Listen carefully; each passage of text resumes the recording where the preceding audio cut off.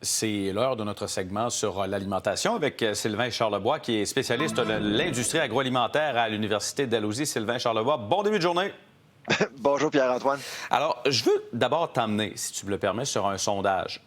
Morning Consult to the Century. J'en ai fait mention un peu plus tôt ce matin. Ça a été publié le 31 juillet dernier, Sylvain. Ça montre que 83 des Américains sont préoccupés par le prix de l'alimentation au moment où on se parle, à l'heure actuelle. Ouais. Est-ce qu'ils ont raison de l'être dans ce contexte-ci? Oui, je crois que oui. En fait, il y a beaucoup d'instabilité dans l'air à l'épicerie aussi, mais Pierre-Antoine, c'est un peu la même chose au Canada aussi, hein, en passant. Il y a beaucoup de gens qui sont préoccupés par le prix des aliments. D'ailleurs, hier, on apprenait de Statistique Canada qu'on a perdu 41 000 emplois. On voit que vraiment l'économie est chancelante là, des deux côtés de la frontière, hein, en passant. Alors, c'est pour ça qu'avec cette incertitude-là, il y a beaucoup de gens qui s'inquiètent. Et cette inquiétude-là est mesurée par plusieurs sondages au Canada et aux États-Unis. Bon, il y a eu un épisode où on parlait quand même beaucoup là, du prix des œufs, Sylvain, mais n'empêche qu'il y a des secteurs où il y a une explosion des prix là, dans certains produits aux États-Unis. Même, est-ce que ça a un impact chez nous aussi, par exemple, au Canada? Tu viens de mentionner le prix des œufs. Moi, j'ai été vraiment estomaqué cette semaine en analysant le prix des œufs à travers le Canada. Donc, en moyenne, les œufs ont augmenté de 12 depuis un an. Mais au Québec, on parle de 28 depuis un an.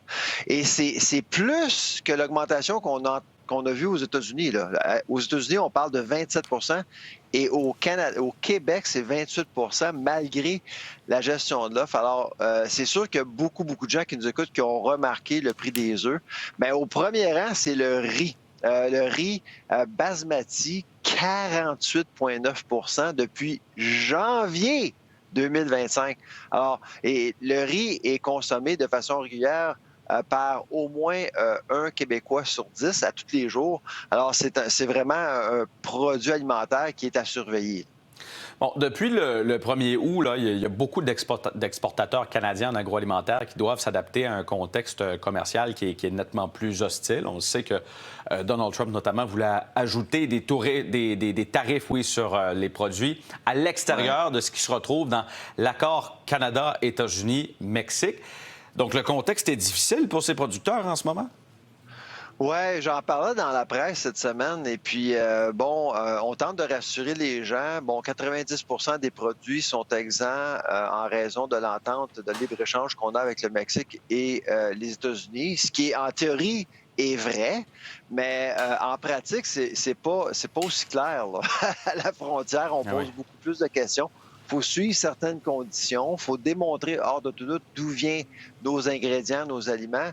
Et il y a plusieurs PME québécoises qui vraiment sont affectées par les tensions géopolitiques qu'on voit actuellement avec les Américains.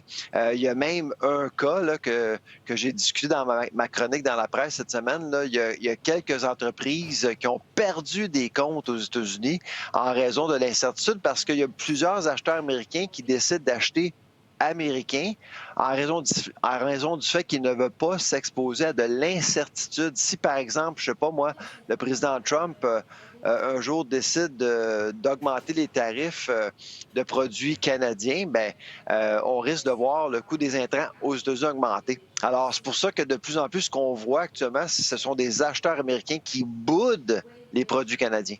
Donc, il faut se revirer vers d'autres marchés, là, je présume, pour les exportateurs. Oui. Pour les gens qui pensent, si les Américains boudent des produits canadiens, ça veut donc dire qu'on va avoir plus de produits canadiens sur le marché, ici même, mais moins cher, mais c'est pas tout à fait comme ça que ça fonctionne. Malheureusement, les entreprises québécoises doivent réviser leurs prix pour ce qui est du marché domestique. Mais c'est certain qu'on est à la recherche de d'autres marchés à l'extérieur, comme l'Europe, l'Asie, mais écoute, ça prend du temps, ça prend de l'argent, ça peut pas se faire du jour au lendemain. Remplacer un compte américain là, pour une entreprise québécoise, c'est pas facile. Et je présume, parce que là, vous parlez notamment de cette entreprise qui a maille à partir, notamment avec d'autres collaborateurs, on va le dire comme ça, là, aux États-Unis. N'empêche que pour les experts comme vous, parce que vous dites que c'est en raison de l'incertitude à certains égards que ça devient difficile pour ces producteurs-là, pour les spécialistes comme vous, de faire des prévisions là, sur le prix de l'alimentation, par exemple, ça doit être particulièrement difficile en raison de ce contexte.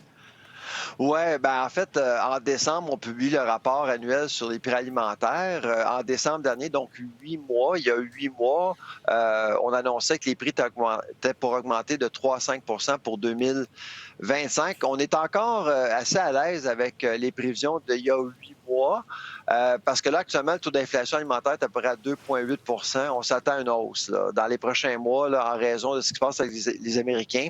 Mais on ne devrait pas dépasser 4. Tout de même, 4 c'est beaucoup, là. C'est beaucoup. Alors, pour une famille de 4, par exemple, on parle de 800 pour l'année, là. Donc, c'est quand même pas rien. Oui, c'est ça. C'est effectivement Ouais. quand même un bon montant. Mais en tout cas, on aura l'occasion de s'en reparler parce que ça change régulièrement, notamment comme concept, et ça a un impact aussi sur le panier d'épicerie, c'est clair. Sylvain Charlebois, merci beaucoup d'avoir été avec nous ce samedi. Bonne journée. Salut, bonne journée.